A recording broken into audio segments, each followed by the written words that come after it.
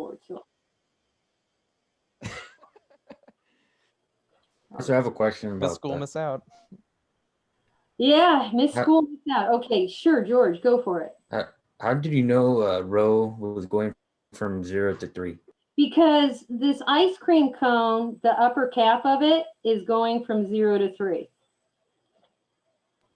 Oh, okay, okay. And Yeah, because having the upper cap be a sphere of radius 3. because I almost thought it went to from 0 to 3 over square root of 2. No, that's what Z is doing. Oh, okay. Z is going from that as far as a max. Yeah, because I was looking at the projection onto the XY plane.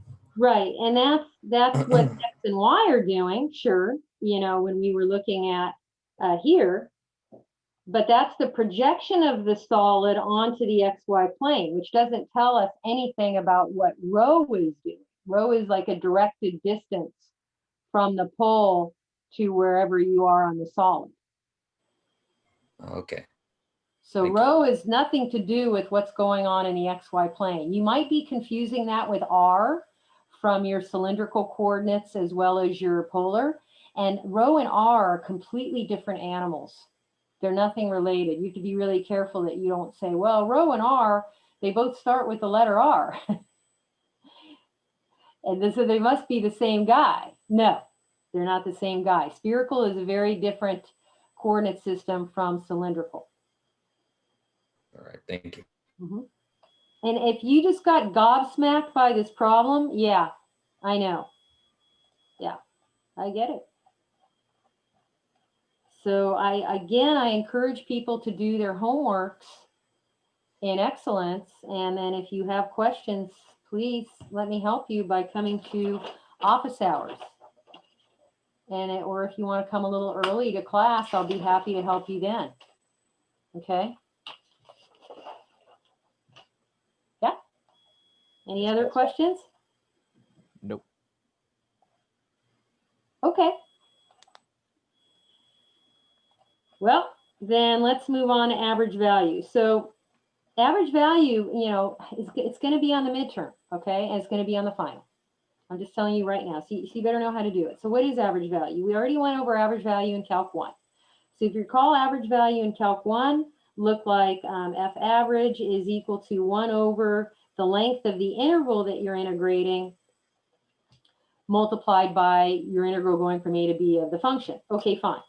What if you're finding average value of a function over a region that happens to be area? So like then you'd go average value is 1 over the area of the region R multiplied by the double integral over the region, and then you put your f of xy, this would be a function of 2 variables. And then, so that's what we did already in a previous section. I think that was section 16.2 that I did that, or 16.1, I forget, one of those, early. So what about finding average value for a function of 3 variables? So the average value for a function of 3 variables looks like this. It's 1 over the volume of the solid region that you're integrating over, I'll just call it Q, multiplied by the triple integral over that same solid, and then your integrand is the function that you're trying to find the average value of, okay? So this is important to do the next 2 problems. Here we go. Cylindrical. Okay, great. Find the average value of f r theta z equals r, well, that's not too hard, over a region bounded by the cylinder where r equals 1, between the planes z equals -1 and 1.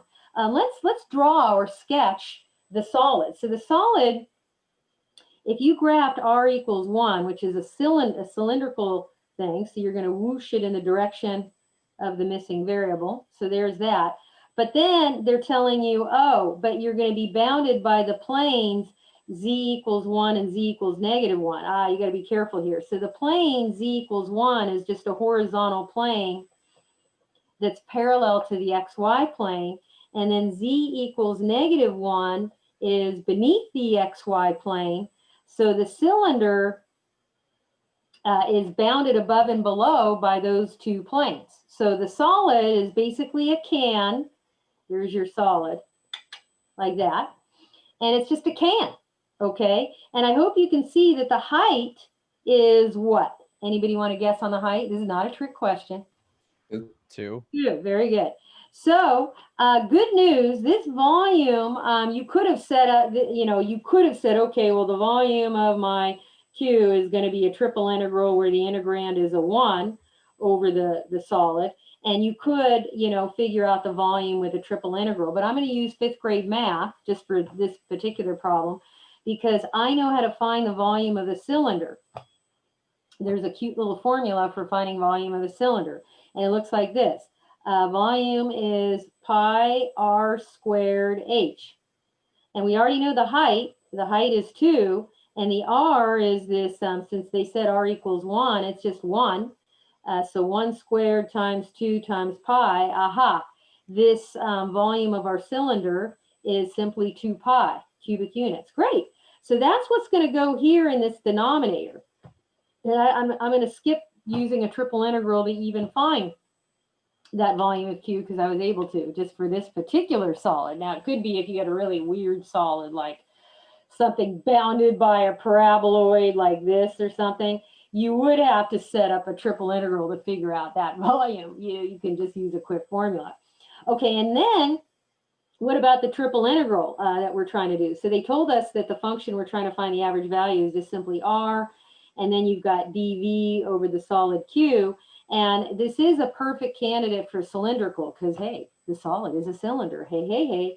So what you're going to do is your volume element for cylindrical is R dz dr d theta. And then you also have the R from the function itself, so don't forget. And you'll want to combine those two R's to be a single R before you integrate. And then R is going from 0 to 1. Oops, I'm sorry, I got to do what Z is doing. That's the innermost integral. Somebody help me. What's Z doing on this Coke can here? They told you. -1 to 1. Yeah, easy peasy. And then R is going from 0 to 1, and theta is going from 0 to 2 pi. So that's pretty easy to figure out. So first integrate with respect to Z, and that's just going to be Z multiplied by the multiple R squared, and Z is going to go from -1 to 1, and that's just going to be 1 minus a -1, which is 2. And so I'll pull the 2 out. And then when you integrate R squared with respect to R, you're going to get R cubed over 3, but R goes from 0 to 1. And then you're going to have another integral here with respect to theta. And that's just going to be 2 times the third. And then you're going to integrate 1 with respect to theta.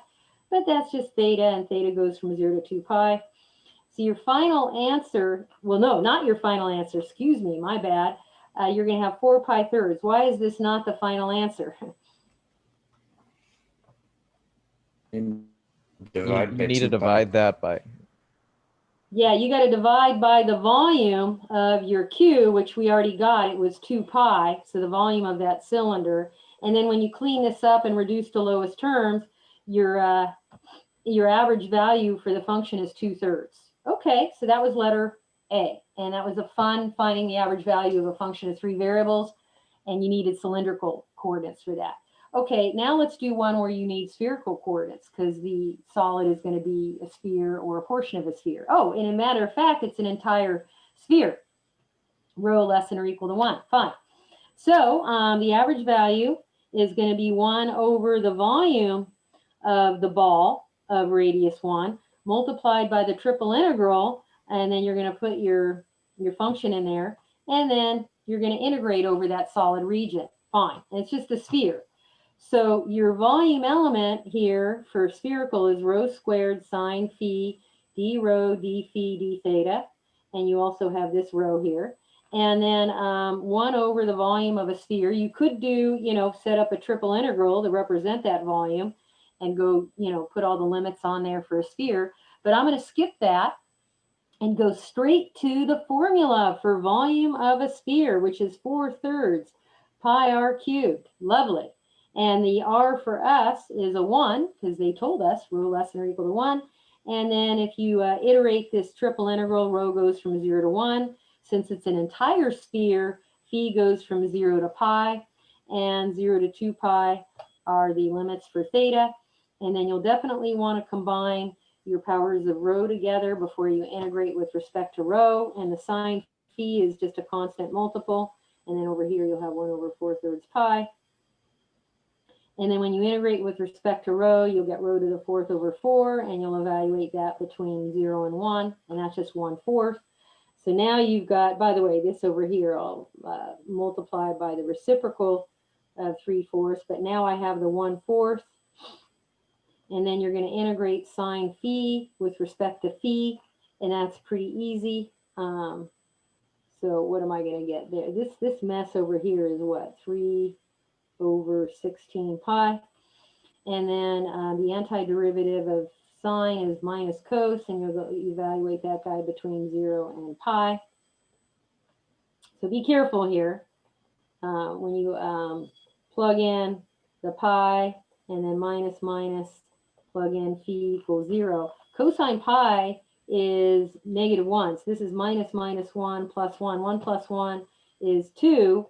So then I'll pull a 2 out of this integral. And then the last thing I need to do is integrate 1 with respect to theta. And you know the drill. This is 2/8. So this is going to look like 3/8 pi. And then theta going from 0 to 2 pi. And so you're going to get 3 times 2 pi over 8 pi. And then, of course, you're going to want to reduce to lowest terms. Looks like the pi's cancel, and 6/8 reduced to 3/4. So your average value is 3/4. Okay, you know how to do average value questions. Any questions on average value? No. We did this one in office hours, or we did Something like. Yeah, we did average volumes in your office hours. Mhm. You go over them a lot in the My Math Lab. So Yeah. Yeah, but some people didn't come to office hours, Nick. You were one of the folks who did show up. you guys should go. When David's not sick, they make fun of him. You can bring some popcorn. Is David here? David, are you here? Are you awake? I'm gonna ask him to unmute. That poor man.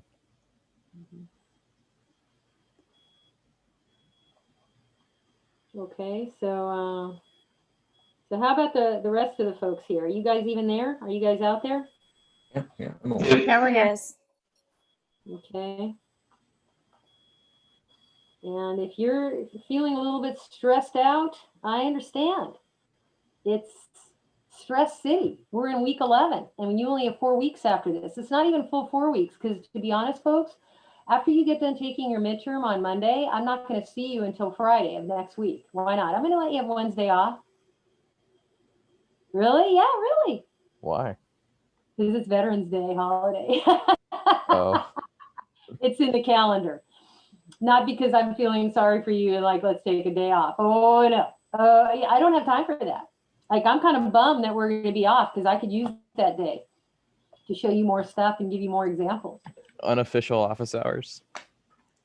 I don't know. I'll think on it.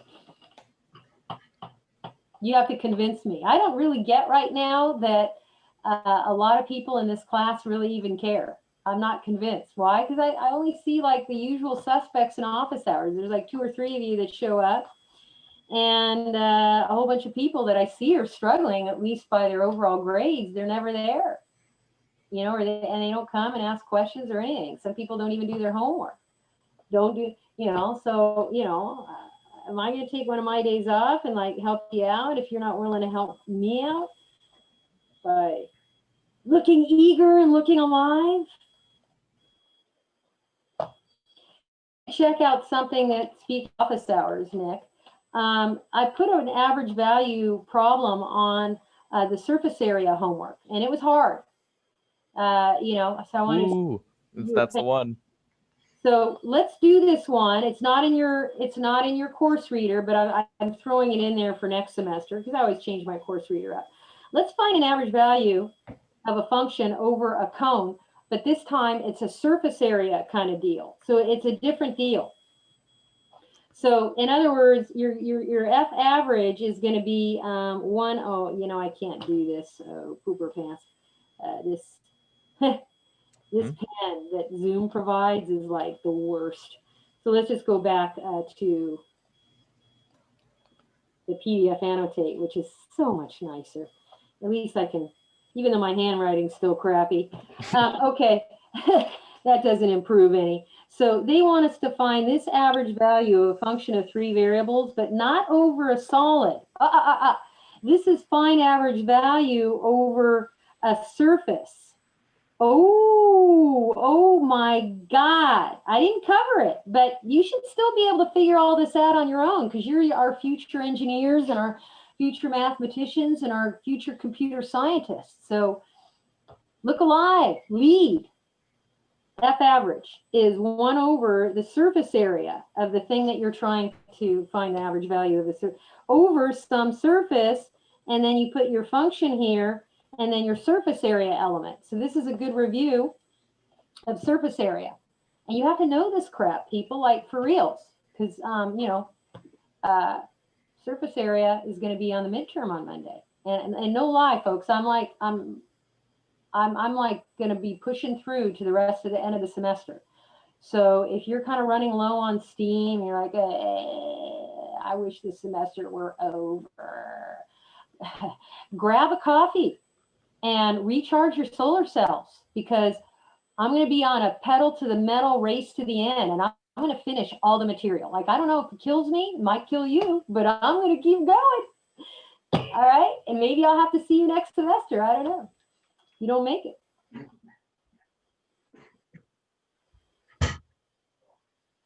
So what's going to be weird about this? What's going to be weird about this problem is that you're not really allowed to see a z in a double integral.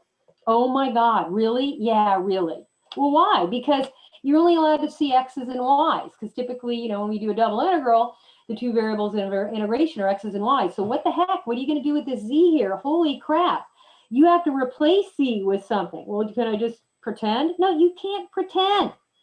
The surface that we're looking at here is provided to you. It's the cone, z squared equals x squared plus y squared, where z is going to be between 0 and 2. So if I were to draw a picture of this in 3D, it's going to be, the top is going to be bounded above by z equals 2, and you've got this surface, which is your cone. So this is your surface. So this z is going to actually get replaced with the z from your surface. So when you solve for z here, you get plus or minus square root of x squared plus y squared. But we're going to take the plus because they said z is greater than or equal to 0, so the upper cone. So you're going to really evaluate, you're going to replace your z with square root of x squared plus y squared, and you're still going to have that surface area element. So this is going to be a hard problem. It's going to involve a lot of crap. So let's do the surface area portion first. So I'm doing a lot here. The surface area, let's just do that denominator. Well, if you look at the surface area of the cone, and to find this regular surface area, you use a regular surface integral like that. And I taught you how to do this. It's going to be, you change it into a regular double integral, and the surface area element is this unholy radical that looks like this, and you do that, and it's like, oh my God, well, what's f? Well, f is the, not fxyz, we're talking fxy. This is the square root of x squared plus y squared. That's your z. So your fx is going to be a half, and using the chain rule here when I'm taking this partial derivative and then reducing to lowest terms, I'm just going to get x over square root of x squared plus y squared. And then when I do a similar thing to find the first partial with respect to y, you know, same kind of business here. And right now I'm writing on invisible ink, so it's looking pretty gross. Okay, so then what? Well, you're going to put these puppies into the radicand. Oh my God, is this even going to be integrable? Oh, dear God, this is awful. Yeah, well, you know, after you square these partials, and then you hope that this is going to be something, you know, that eventually will be integrable. And it turns out something really nice happens. This doesn't always happen. But if you look here, the x squared and y squared guys have a common denominator. And so if you add these two guys together, what do you get? One. Yeah, you go, hey, x squared plus y squared, put it over a single quotient, and then you get 1 over 1, which is 1. But you also have this one here. So what does your radicand look like? Well, it looks like 1 plus 1. So then what? Well, you got square root of 2. So is that your surface area? No. But then you have square root of 2 times this double integral.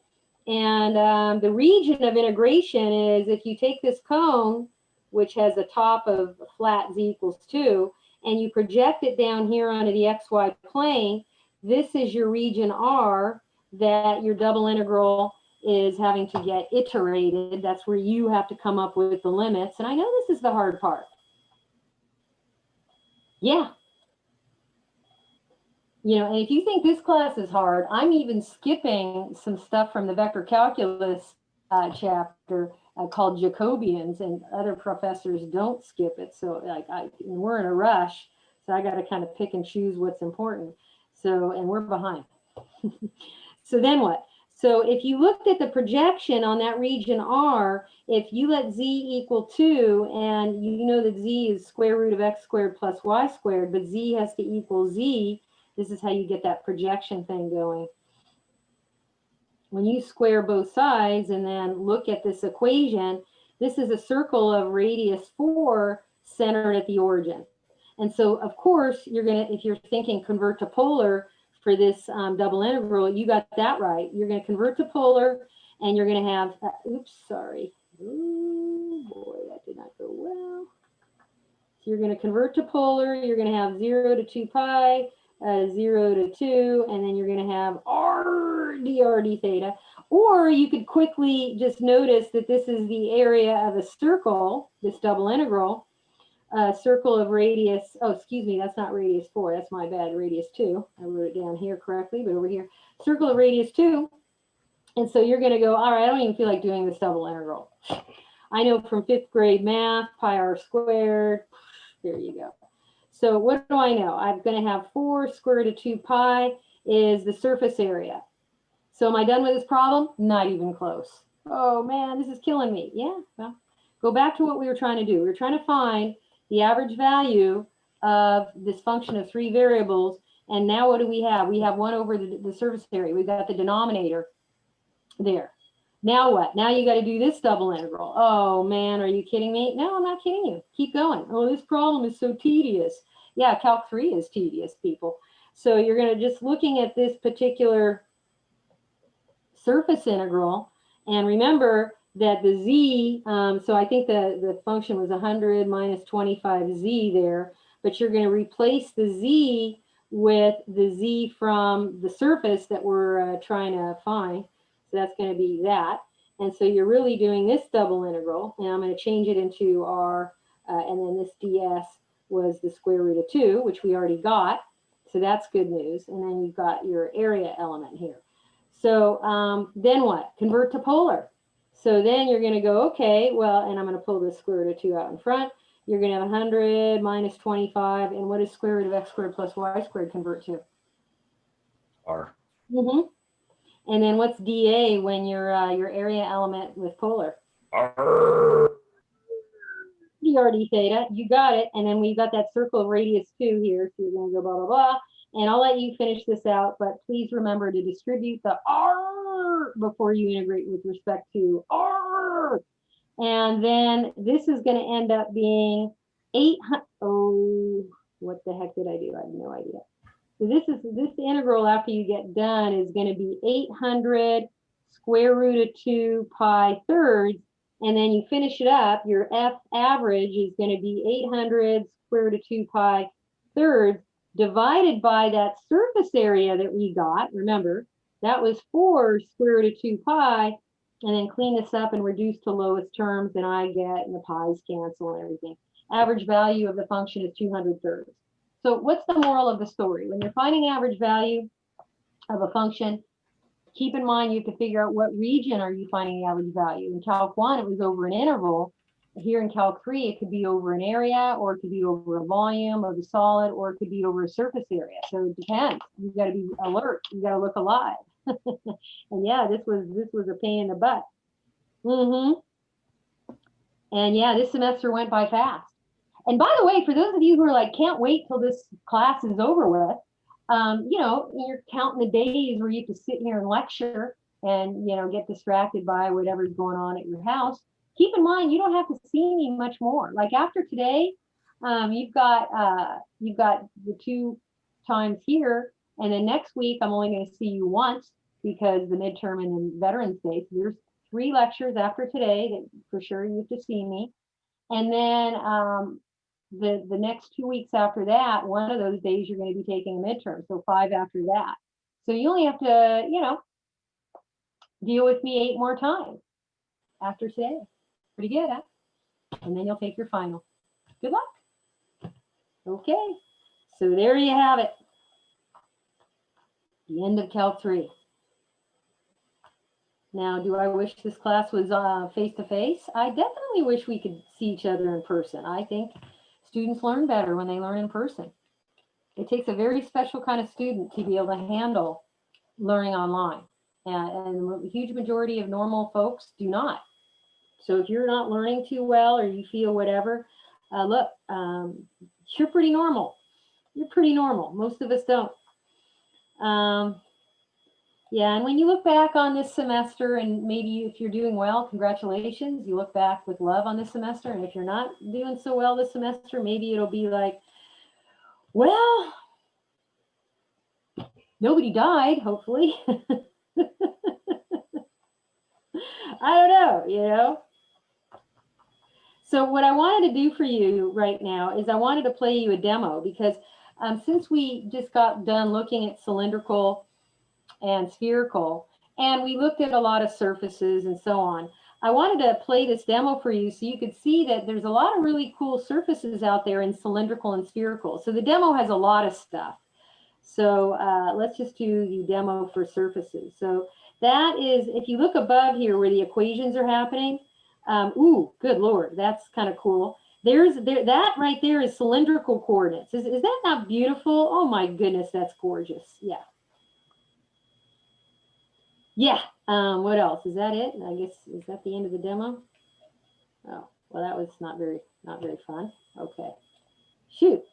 I thought they were gonna, no, not for my old dance troupe. That would be funny, wouldn't it? Oh, good Lord, no. Let me stop the demo. Okay, let's do, let me do a full demo. God, I'm not really happy with this demo here. So let's see what the full demo is. Come on, baby. Full demo, give it to me. Go. Okay, so here's just, you know, y equals cosine x, fine. And they're just showing you all the cool things that this software can do. It can have you move back and forth. And you can trace. This is going to take too long. I don't want to do this. Let me stop the demo. Okay, now we're getting somewhere. Okay, here's a surface z equals xy. Oh, that's really pretty. And you can see there's a saddle point in that guy. That's kind of cool. What else we got? Okay, now they're just graphing lines. Okay, so what? So I think what I want to do is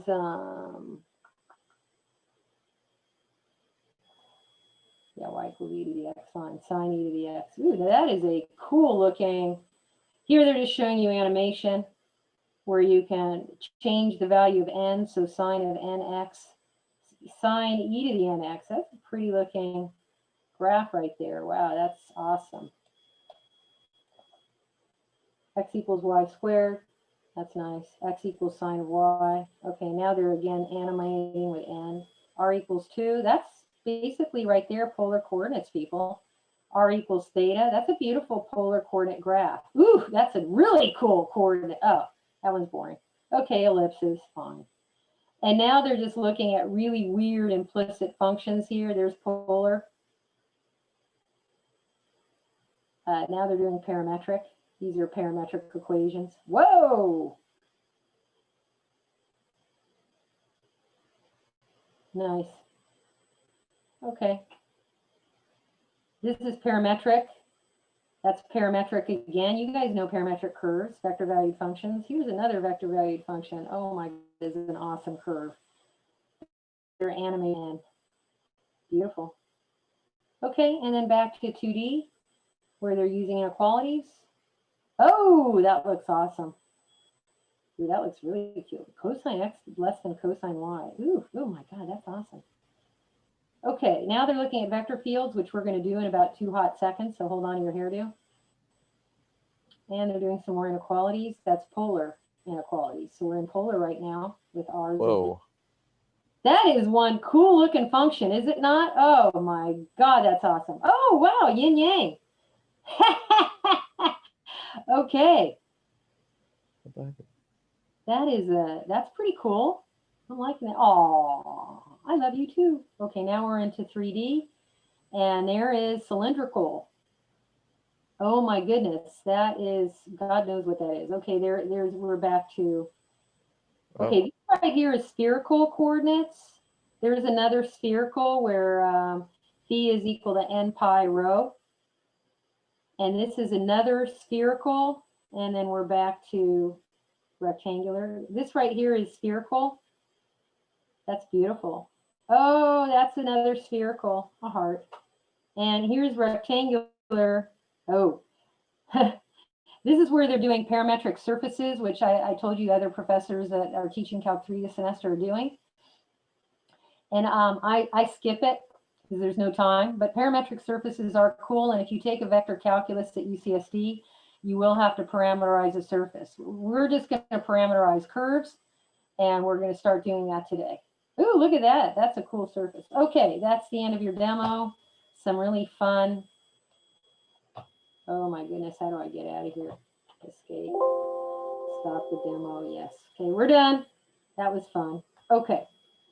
So I'm going to keep this demo going because I want to do vector fields here in a moment, just for fun. Okay. So let's take a look at vector fields. So let's just do a 25 words or less where we're headed right now. Okay, so folks, we are now, believe it or not, in the last module for this semester. Okay, we're almost done. So let's just recap where we are and where we're headed. So we're heading right now into the last final stretch, and this is chapter 17. Okay, so let me remind you of all the things that you're supposed to know in order to be able to understand chapter 17, because if you don't, we're going to be screwed. So the first thing that you're supposed to know is the very first thing that we covered, the first module of stuff, is vectors. And I'm not going to go over all that, but some of the things that you better know how to do, otherwise chapter 17 is going to be a problem for you, is dot product. You better know how to do cross product. You better know what unitizing a vector even means. You should know, by the way, when you find cross product, please know how to use the 3x3 determinant method. Otherwise, I'm going to dock you points for not doing that, even if your answer is correct on quizzes and exams. And then really important is projections. So those are some things you should know about vectors. And of course, there's more. I'm just, going really fast. Okay, then we did vector valued functions and fun and play with vector valued functions. You better know how to do that. So what are some things? Well, one of the key things that we're going to do in here is parameterizing. So you're going to be given some curve and you're going to be asked to come up with a parameterization of it, which is essentially asking you to come up with a vector valued function describing that curve. And if you don't know how to do that skill, I am going to do a little bit of review today, but you got to get strong. And so for those of you who are like unhappy with, oh, that last chapter, putting the, double integral limits and everything was really, really hard. And parameterizing is harder. I'm just setting you up. So you have to know how to do that. And there's, of course, a lot more. Another thing that comes up in vector value functions is, do you know how to find arc length of a vector value function? And if you forgot already, please look it up. But basically, it's the integral of speed. That's going to come up this week. So then after all that vector valued function was done, what did we do? We went into the multivariable calculus portion of the semester, and we just looked at functions of more than one variable. And so I'm not going to cover that all again, but what did you have to know in here? Well, you had to know how to take partial derivatives. That was important. And finding domains and level curves and things like that. And we also did the chain rule. We did directional derivatives and equations of tangent planes and normal lines. Great. We also learned about gradients, and that was important in that functions of more than one variable module. And then the module we just got done is multiple integration. And so you have to know how to do multiple integration on steroids in chapter 17. Double integrals, yep. Triple integrals, yep. Surface area, yep. All that. So all that is going to come together to do the final chapter, and that's the vector calculus chapter. And we're going to learn a lot of new stuff. It's not going to be just rehashing the old. We're going to learn lots and lots and lots of new and exciting topics. And then we're going to have to reach back and remember some of the skills from those previous 4 modules in order to move forward. Okay? So moving forward, here we go. So what are we doing today? We're doing vector fields. Well, what the heck is a vector field? Glad you asked. We're going to define it. Then we're going to graph some. And then the rest of the entire chapter is going to be having fun and play with vector fields. If you've already taken physics and you've worked with some vector fields like electrical fields or magnetic fields, that's great. And this may even bring more information for you so that you really get what you were doing in that physics class. On the other hand, if you haven't taken that class yet, good news, after having seen this chapter, you will most likely ace your physics class. That's good news. Okay, so let's do it. What the heck is a vector field? So let's just do some review. When you took algebra class and you did functions of a single variable, what was the domain and what was the range? So what did you feed a function of a single variable? I'll give you some choices. Did you feed it a point, a vector, or a real number? Number. Real number. Real number. Better know this because this is review. And what was the output? Was it a vector, a point, or a real number? Number. It was a real number. I'm really. Okay, And I'm going to start calling on people now. It would be a point if they were together, right? No, yeah, but that's not the output of a function. It's not a together thing. You only create a coordinate with two, like an ordered pair if you're trying to graph it. But that's not the relationship between the domain and range.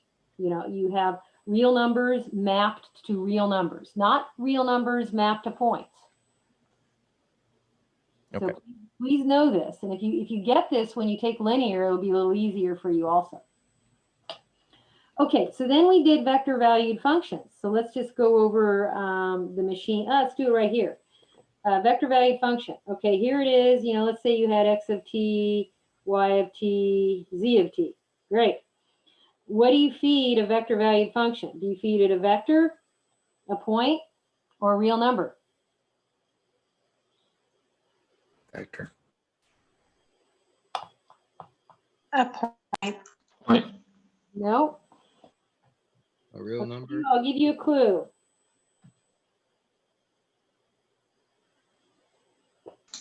T? A function.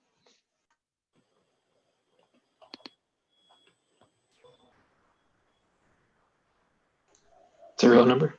Yeah, it's a real number. You feed it a real number like t equals -2 seconds. And then what did you get for range? Did you get a vector, a point, or a real Vector. number? You get a vector out. Very good. So you get a vector, some constant vector a, b, c. Okay, now let's do functions of 2 variables. Let's see if you really were paying attention this semester. I'm doing review here, people. I haven't even gotten to vector fields yet, because if you don't understand all the different types of functions that we've already done in the past, then it's going to be kind of hard for you to move forward so you can see the distinction between all these functions. This is why I'm doing it. I'm not doing it to waste your time.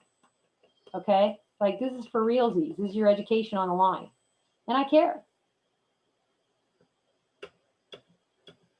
So how about a function of 2 variables? Can anybody tell me what the input would be? I'm going to give you some choices. Point. A vector, a point, or a real number?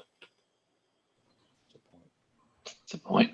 A Point. point. Very good. You feed it an ordered pair, x, y, and then after he eats up the ordered pair x, y, what's the output? A vector, a point, or a real number? A real A number. real number. Real number, z. The altitude that's corresponding to that point. So if you got all these three functions and you have them down, then hopefully you're well on your way to understanding the new function I got to teach you now. Okay, because a vector field basically is a function. It's a relationship between a domain and a range. So a vector field that has a look where you'll notice this is boldface. What does it mean, boldface, here in Calc 3? Vector. It's a vector. So when you write this down on your paper, otherwise I'm going to take points off for bad notation. And some of you are still getting me taking points off your paper for bad notation. You know who you are. I'm going to keep doing it. You put a vector on there because this is a vector field. And there you go. And then it's going to have these angular brackets here. This is a two-dimensional one because it's a function of x, y. And so inside the angular brackets here, this vector, you're going to have two functions themselves are functions of two variables. And so what are you going to feed the vector field and what is it going to poop out? So it's going to turn out that you feed it a point, kind of like you feed a point to up here, the function of two variables. But then what does it output? And it's going to output a vector. Okay? So that's a vector field. Okay, you feed it a point and it outputs a vector. Fine. So here's the official definition. One definition is for 2D right here, and the other definition is for 3D. So I want us to be able to handle two-dimensional vector fields as well as three-dimensional. Fine. Okay. So they're just saying a vector field over some plane region R is a function f, and that is a vector. When you write it, handwrite it down, you got to give a little vector to it that assigns a vector to each point in R. And I just got done giving you the function machine for it. So it assigns a vector for every point that you feed it. And then the 3D version, similar, but your vector field is over a solid region Q in space, and it's going to take your vector field F that's going to assign a vector to each point in Q in 3D, okay? So the definition here, we're just going to further it a little bit so you can see the notation. For the 2D version, your vector field is going to be a vector of a point, x, y, and it's going to look like, I already did this, but I'll do it at the risk of being redundant. I'm going to use M for Mary and N for Nancy in my class because most every other calculus textbook known to mankind uses M and N. Unfortunately, Briggs sucks. And Briggs is going to use P and Q, which is highly unfortunate because when you get to differential equations, like if you've taken differential equations already, if you remember when you do solving exact equations, they use M and N in every single differential equation book. And I might point over here, I've got like 15 differential equations books here in my office because I love teaching that class. And nobody uses P's and Q's except for Briggs. So Briggs is like an outlier. It's unfortunate they have crappy notation. So you'll see that a lot in my math lab, unfortunately. In 3D, I'm going to use the notation. So that's f, x, y, z, sorry. And those are little commas in between. F, comma, x, comma, f, x, comma, y, comma, z. You'll have m, which is going to be a function of three variables, n, which is a function of three variables, and p, which is a function of three variables. Briggs, you know, Briggs sucks. Briggs is not going to use m, n, and p as it should.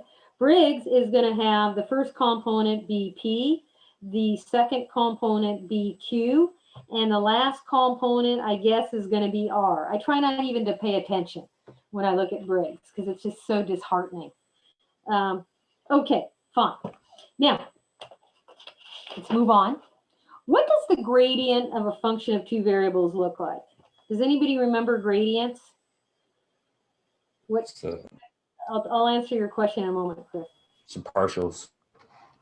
Yeah, but what would it look like? Like, An okay, Upside down vector. triangle.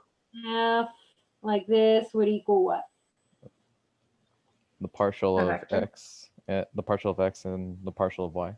Just hanging out there in space, like butt No, cheeks no, no, up no, in no. the breeze? The No. vector. Vector It's a brackets. vector. Yeah, it's a vector, isn't it? Everybody see this? Yeah. Yes.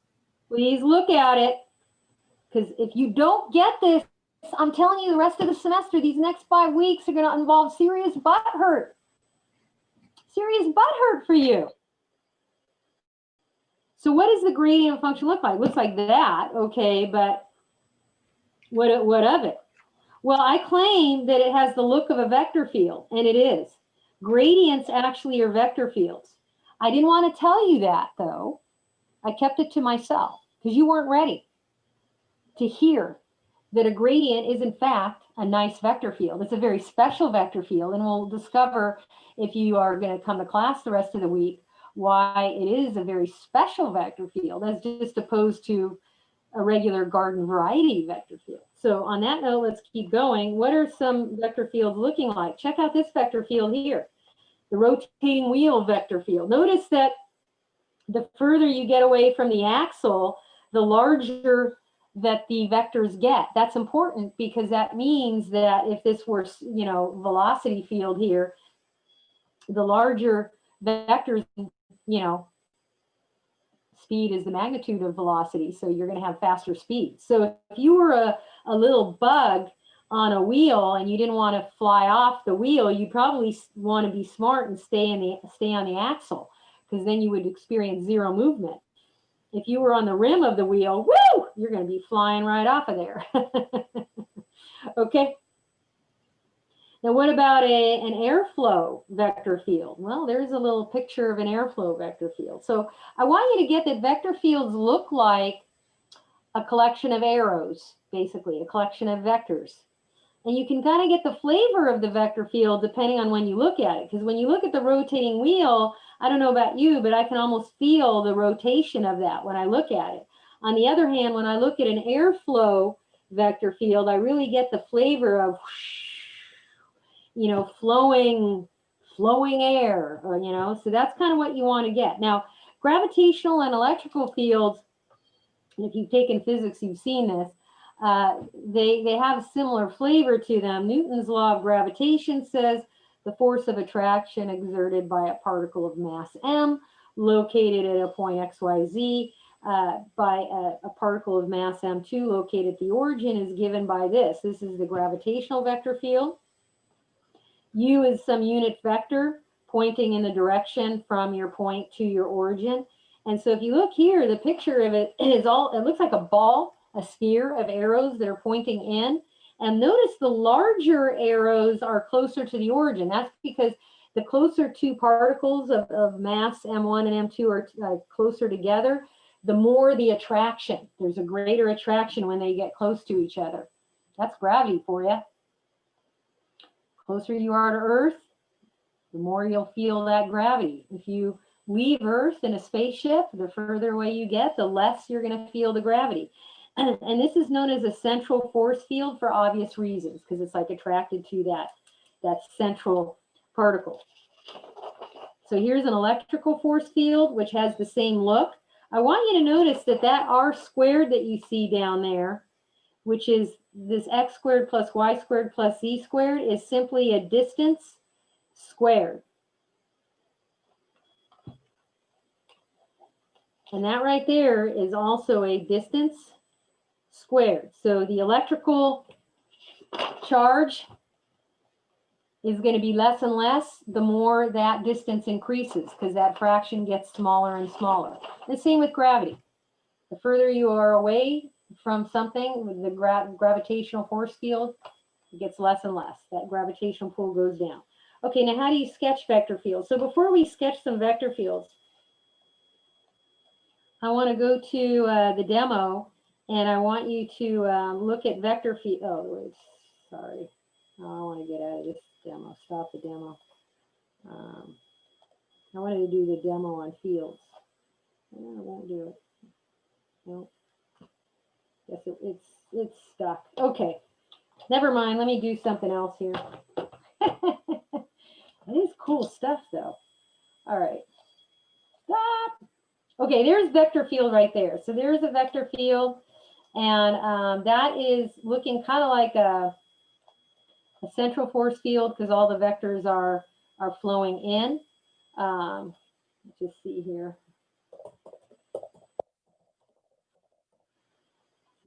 Come up with those. Here we go.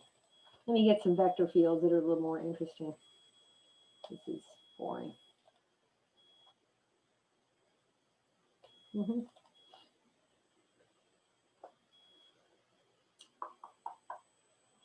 Oh, what do I got? Traces, limits, vector fields. I got them right here. Cool. So let's look at a couple of 2D vector fields so you can see these. All right.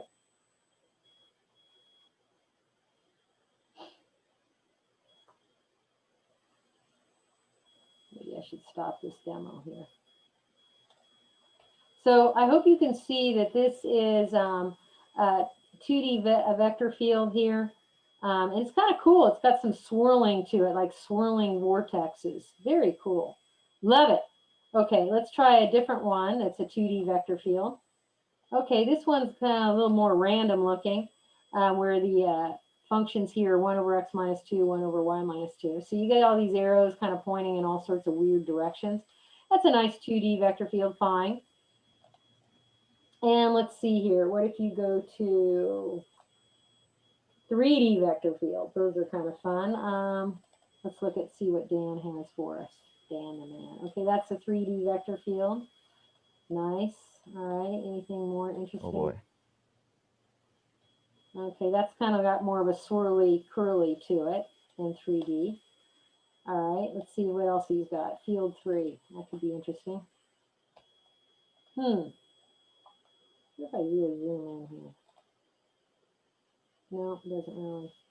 Okay, so these are some 3D vector fields. Okay, so how do you draw your own? And for those of you who are like, well, I'm bored out of my mind, you're going to have to draw your own in MyMathLab, like for reals. So you might as well learn how to do it. And I'm going to give you a slow motion type of lecture on how to do it. Okay. Here's the problem when you're asked to draw a vector field. You have that they're asking you to draw infinity vectors because that's basically a vector field has infinity vectors. Well, how many vectors do you have to draw? You know, that's going to be enough. I don't want to have to draw, you know, even 50 vectors. That just takes too much time. So if you want to cut down the amount of vectors you draw, but still be able to come up with a picture that gives the flavor of it, you're going to learn this concept called the level curves in scalar fields technique. And so what the heck do I mean there? The idea is when somebody says, hey, go draw this vector field, and you're like, oh, crap. What you're going to do is you're going to first figure out the level curves in scalar fields. How? Take the magnitude of your vector field and set it equal to some constant. C is just some constant. And you guys know how to take magnitudes of vectors. Come on. You take the square root of the sum of the squares of the components. And then when I clean this up by squaring both sides, I claim that I'm going to get this, which is circles. Fine. Then what?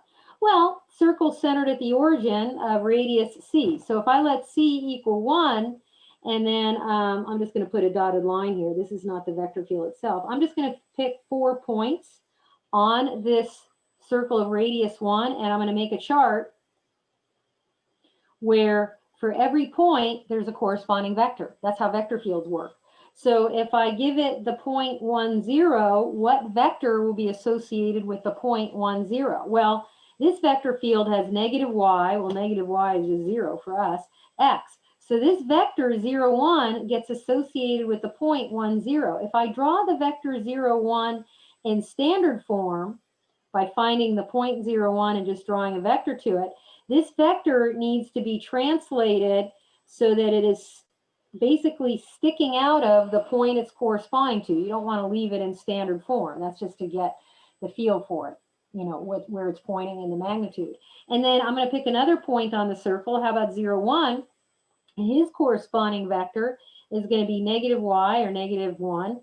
0. And if you draw negative 1, 0 in standard position, just to get the feel for it, here's the point negative 1, 0. It's going to be a horizontal vector pointing to the left of magnitude 1. So it's going to look like that. And then the next point on this circle has coordinates negative 1, 0. And his vector is going to be 0, negative 1. And if you draw that in standard position, that's a vertical vector pointing down. And then finally, the last point on this circle of radius 1, which has coordinates 0, negative 1. His vector will be negative, negative 1, and then x is 0. And in standard position, that's a horizontal vector pointing to the right of magnitude 1. And I can even basically use my powers of induction and go, it looks like every single point that's going to be on this circle is going to have a little vector of magnitude 1, because it's a level curve, so the magnitudes will be the same for everybody who lives. And they look like they're always going to be tangent to the circle. So this is kind of looking like a rotating wheel vector field. And it turns out it is, because if I let C equal 2, so these are for C equals 1. I'm going to continue my chart here. If I let C equals 2, where I have a circle of radius 2 and pick 4 points off of that circle of radius 2 and feed them into my vector field, I'm going to get 4 vectors, that correspond to each of those points. And I'm doing this very quickly, of course. And then each of those points has the, oops, I'm starting to get a little bit too fast here. Oh, it's supposed to erase, sorry. And that last point would have coordinates 0, negative 2, and the vector associated would be 2, 0. So on that outer circle, the reason why I got to draw a few more arrows than just one circle's worth is it's not clear if the vector field gets more powerful the further you get from the origin or the closer you get to the origin. It turns out all of these vectors have a magnitude of 2.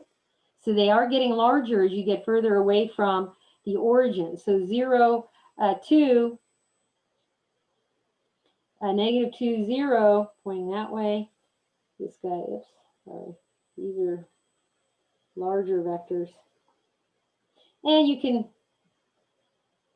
deduct that you get all those. So this is good enough, and I just drew the vector field. So it looks like they're all kind of whooshing around counterclockwise. Cool. Nice. So I'm going to do another one because it's got a completely different flavor to it. Don't think just because you've seen one, you see them all. Oh, forget that. So what do I mean? Well, check out this vector field. I don't want to draw 50 million vectors. How do I cut down on the number of vectors I draw? Find the level curves in scalar fields. So you're going to go square root of 2x squared plus y squared is equal to a constant. And then when you clean this lovely equation up, it turns out you're going to get ellipses. Not just any ellipse, it's ellipses with that kind of equation to it. So if I let c equals 1, and then I divide both sides of the equation by 4, or excuse me, by 1/4, no, actually I leave it because I'm going to rewrite this as divided by 1/4. I need a 1 over here. So this is an ellipse that's got x-intercepts of 1/2 and -1/2, and y-intercepts of 1 and -1. So it's kind of like a skinny little ellipse like that. It's kind of looking weird. And if I make a table again, and this is how you sketch your own vector field. If I make a table and pick 4 points on that ellipse and plug them into the table, I'm going to pick these easy points that are on the axes. And I make my table with my point. And then the second column of my table will be the vector, in this case, 2xy. And if I feed it the points, this is going to be 1/2, 0. This point right here is coordinates 1/2, 0. So this is going to have the vector 2 times x. That's going to be 2 times 1/2 y. And so when you draw that vector, well, if you draw it in standard form, it's a horizontal vector pointing to the right of magnitude 1. So you're going to go like this. So it's pointing away from your ellipse. Interesting. And then if I pick this point up here on the y-axis with coordinates 0, 1, and then feed that into my vector field, I'm going to have 2 times x, that's 2 times 0, and then y. So 0, 1 is pointing straight up. the vector of magnitude 1 vertical. And then how about -0.5, 0? So that's going to give me a vector 2 times -0.5, -1, 0. It's going to be pointing out. And then finally, that bottom point on the y-axis has coordinates 0, -1. And then I'm going to get a vector 0, -1 corresponding to that, and it's pointing down. And so that one ellipse's worth is not enough. So if was when C is equal to 1. So for level curves, if you let C equal 2, you'll basically get your ellipse formula looking like this. And that's an ellipse with x-intercepts ±1 and y-intercepts ±2. So if you keep filling out your table, and I'm going pretty quick here, these 4 points represent 4 points on this ellipse here, where you've got x-intercepts of 1 and y-intercepts of 2. So it's kind of taller like that. And so it turns out you're going to get bigger magnitudes, and they're all going to be sticking out of your,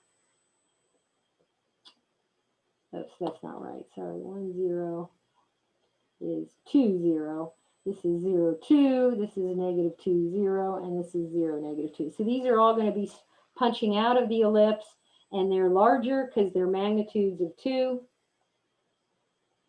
And you can assume that all of the vectors on the smaller ellipse will also point directly away from that ellipse. And similarly for the large, and they have to have the same magnitudes. These guys all have magnitude of 2 when they're on the bigger ellipse. Okay, I'm done. That's drawing vector fields. And it's kind of a pain in the butt because, you know, you gotta think a little bit. This vector field isn't even worth drawing, mainly because because this is a constant vector of 0, -0.5, it just means pick any point anywhere on the xy plane and draw a small downward facing vector, 0, -0.5. It kind of looks like rain. So you don't even have to worry about finding level curves and scalar fields, okay? This is a 3D vector field, and I'll never ask you to draw one of those, but this one's kind of cool because the closer to the origin you are, in fact, at the origin is the tallest vector, and the other ones look like you're squishing out of a tube of toothpaste opening. Okay, fine. So where are we headed with all of this? Like, are we just going to sit here and draw vector fields for the rest of the semester? Oh, not only no, but hell no. Okay, forget that. We're going to be interested in 2 kinds of vector fields. We're going to be interested in conservative vector fields and non-conservative vector fields. Those are going to be their 2 options. And by the way, conservative has nothing to do with politics, okay? Get that out of your mind altogether. So what does conservative have to do with? Well, if you've taken a physics class, you know about the conservation of energy. This is important because in physics, this is sort of like your thermodynamics in a nutshell. By the way, take thermodynamics. It's a great class. That the sum of your kinetic energy, that's energy due to motion, added to potential energy, that's energy that is based on where it's positioned in a force field, potential, it's always going to add up to a constant. So that's true, conservation of energy. So that's where conservative vector fields come from. Okay, so I want you to notice in example B that vector field was different from the other vector fields. In what way? This one right here, this is key. Why is that guy special? Because all of his arrows, all of his vectors are orthogonal to the level curves. So he's special.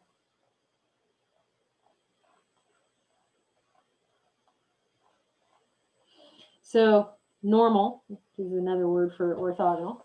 And this is the property of gradients. So I hope you remember that. One of the big deals about gradients is that they always were orthogonal to the level curves. And then the 3D gradients were always orthogonal to level surfaces. That's just a fact. So here's a question for you.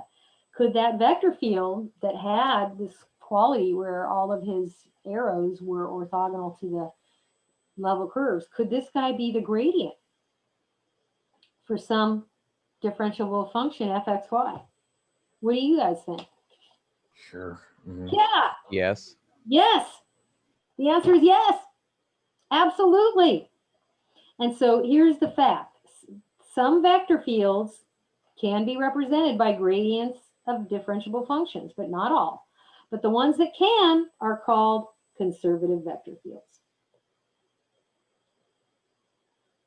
And here's the official definition of a conservative vector field.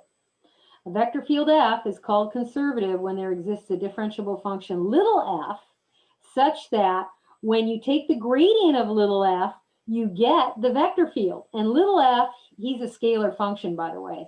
He's known as the potential function for the vector field. And you're going to be asked to find potential functions, okay? So I am not going to have you drawing vector fields all over the place because as you can see, and I hurried through it, it can be very tedious. Is there a quicker, dirtier way to figure out if a vector field is conservative or not, instead of having to draw it and see, oh, are they orthogonal to level curves? Yeah, oh, it looks that way. Ah, screw that. You're going to just use this quick and dirty theorem.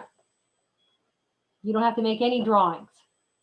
So here is the test for conservative vector fields in the plane. This is the 2D test. I'll give you the 3D test later. You're not ready.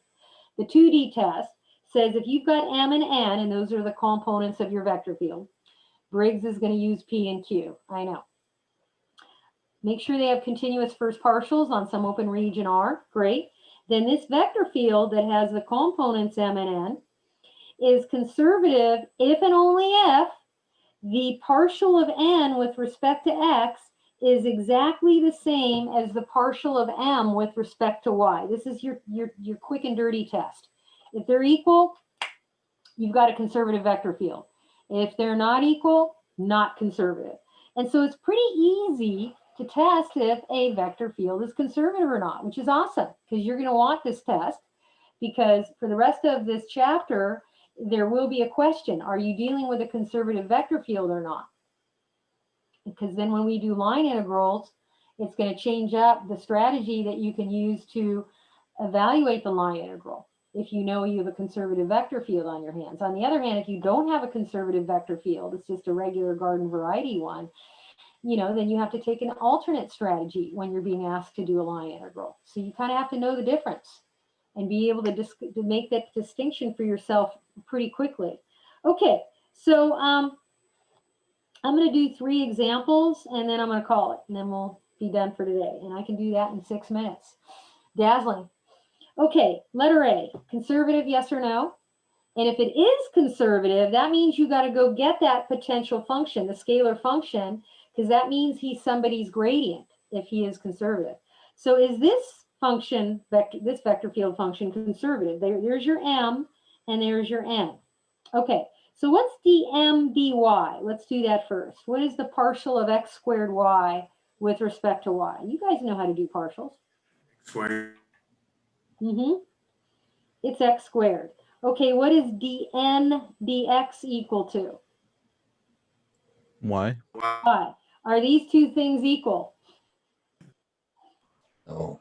No. So this is not a conservative vector field. So there's no potential function.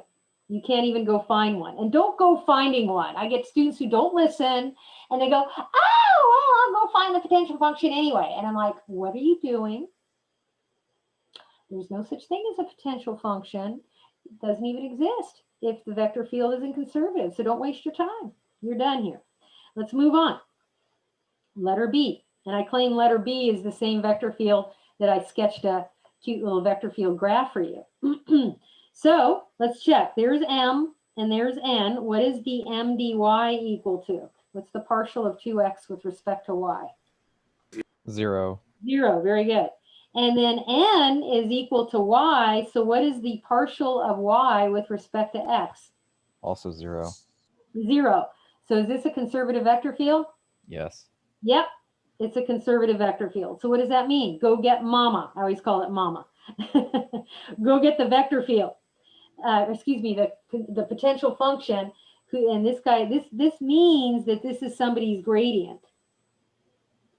That means that this is somebody's gradient since he is conservative. So go get the scalar function for which he's the gradient of. In other words, he's del f xy.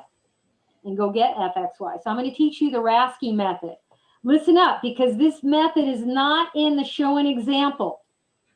And if you do it the show an example button way, I'm just going to tell you right now, even if your answer is correct, I'm going to take away points. Well, how come it's always your way or the highway? Because I'm giving you the easier way. Do you like pain? If not, do it my way. I had a Calculus 2 student who's, she's doing okay. She stayed after class last week and she confessed to me, yeah, some of my friends told me before I signed up to take your Calc 2 at the beginning of the semester, oh, don't take Rasky. You know, she's the kind of teacher who says it's my way or the highway. Well, I allow different approaches if they're easier and they make sense, but not when you're wasting valuable time. So here's the Rasky method. You're going to find the integral of m with respect to x. Then you're going to find the integral of n with respect to y. And then you're going to add the results together, but ignoring duplicates. I mean, only take one of a duplicate. So this one, when you take the integral of m, which is 2x with respect to x, you're going to get x squared plus some extra junk. And you don't have a constant. It might be a function of y since we didn't integrate with respect to y yet. So put g of y. Otherwise, I'm going to take a point away from you. This is the price you have to pay for getting this shortcut method. And then you're going to integrate n with respect to y. And that's pretty easy because that's y squared over 2 plus extra junk. So acknowledge the extra junk, which could be just a constant, but also we didn't integrate with respect to y or x, so we'll say it's a function of x. And then these are not duplicates, so your potential function is going to be the sum of these two guys plus some constant. And we're done with letter B. So I'm going to do letter C for you, and then we'll call it a day. So is letter C conservative or not? So check it. What is dm dy equal to? 2x. Okay. What is dn dx equal to? 2x. Yeah. Are these equivalent? Yeah. Okay. What does that mean? Yes, it's a conservative vector field. Cool. What does that mean? He's got a mom. Go get his mom. It means he has a scalar function, which is called a potential function, and he's that scalar function's gradient. So what are you going to do? You're going to do m dx, n dy, and then you'll add the results, but don't add the duplicates together. So the m is 2xy. So when you integrate 2xy with respect to x, you get x squared y plus extra junk. I'll call it g of y. When you integrate the n, which is x squared minus y, with respect to y, you get x squared y minus y squared over 2 plus extra junk. And if you don't acknowledge it, I take away another point, h of x. Now, do you guys see any duplicates between these two integrals? What do you mean Yes. by duplicates? You notice that there's an x squared y there, and there's also an x squared y there as well? Oh, yeah. Mm-hmm. Yes. What I want you to get, and listen up. I know it's the last 30 seconds of class, and I want you to listen. Do not add those two things together. No, no, no, no, no. I'll just take away all your points. And so will my math lab, because you didn't listen. You're going to take one instance of the x squared y. So when you add these results together, be careful that you only take one instance of a duplicate. Don't go, oh, well, they'll all add the like terms together. No, you won't. And then I also have the minus y squared over 2. There's no duplicate of him, no worries. And then add a constant, and then you're done. So the potential function for letter C is fxy is equal to x squared y minus y squared over 2 plus c. And I'm done. And I'm done with lecture. So see you later. Have a good Monday, and I'll see you next class.